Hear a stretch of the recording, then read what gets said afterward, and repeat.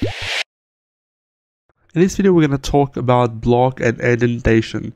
A block is a group of statements that are meant to be executed together. Blocks are a fundamental aspect of modern programming language. Blocks allow a set of statements to be executed as though they were a single statement.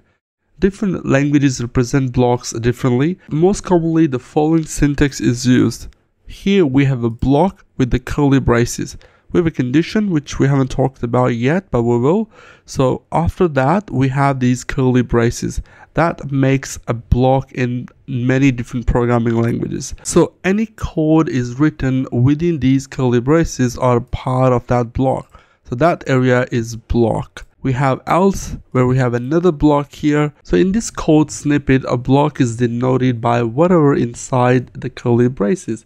If the condition is true, then execute the certain block of statement, otherwise execute the other block. Often blocks can be nested within other blocks. In Python, statements are grouped using white spaces. That is, blocks are indented within other blocks instead of using curly braces. Let's go to the indentation.py file. So we have a similar condition here using if statement. We have the column, but we don't have any curly braces. Now, how do Python knows what blocks to run? So here we have this print statement which has some white spaces. There are about 4 white spaces here. Now Python interpreter will observe these white spaces and make this print statement a part of the block of this if.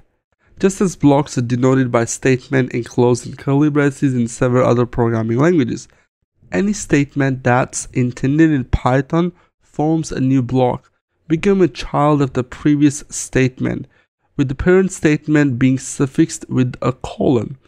In place of closing curly braces, a statement that would come after the block would be outdented.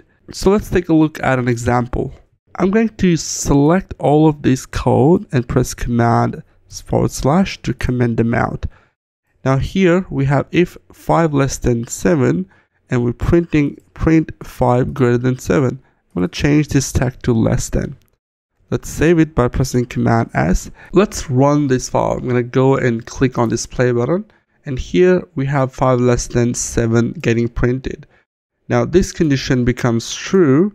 That's why we get into this block and then we print 5 less than 7. You can have a multiple statements within a block. So if I run this, I get 5 less than 7 almost 5 times. Okay, that's fine, but all of these statements are part of one block. But what if I remove white spaces? I'm going to run this code by pressing on this play button. Now we're getting 5 times 5 less than 7. So we count this 1, 2, 3, 4, 5. But why are we getting 5th one? That's not a part of the block. But the problem is that we are just printing outside the block. This statement is a valid statement. So it's not part of this block. To prove that, I'm going to make this condition false. So I'll say 5 greater than 7. I'm going to save the file and I'm going to play this. Now we're getting only one time 5 less than 7, and that is this statement. The reason why this has become false, that's why all of these are not printing. Now this is not part of the block, that's why it's printing 5 less than 7. Now this is just a condition block. We can have other types of block in Python. I'm just going to change this to, a less than 7. The reason why these were giving some warnings because PyCharm is pretty smart and it analyzes that, hey, this is not going to run, so it gives you warnings. So now we understand how the block works. This is the if condition. We have some loops and function and classes in the future lectures that I'm going to explain. But I'm going to just uncomment this out. Okay. Now you see that we're starting a keyword for. Now we're giving a white spaces indentation here to make this part of the code a part of the block. Similarly for the functions, you start with def keyword, name of the function, end with colon, and this is a block of a function. classes have this. So every keyword that makes up a block will have some white spaces to basically tell the interpreter that, hey, this is part of that block. I hope you guys are using PyCharm, which is very advanced and very smart IDE. So for example, if I just give a space here, give a space here, give a space, and that I mess up with the indentation, and here it's telling me indentation is not a multiple of 4 comment. It says over intended comment.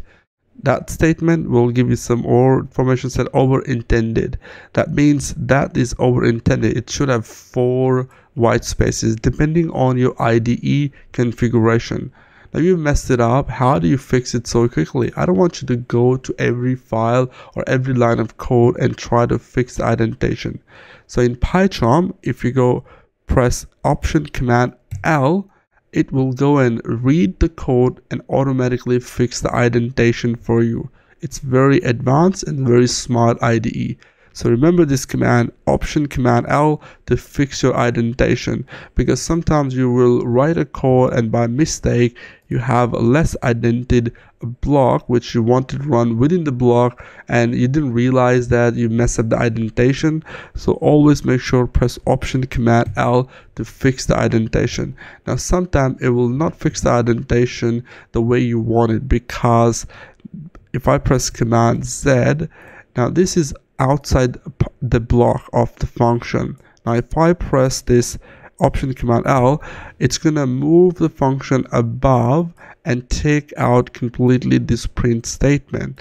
So a few things you might have to fix yourself, but still, if you have a very less minor indentation change, this Command Option L will do the job for you.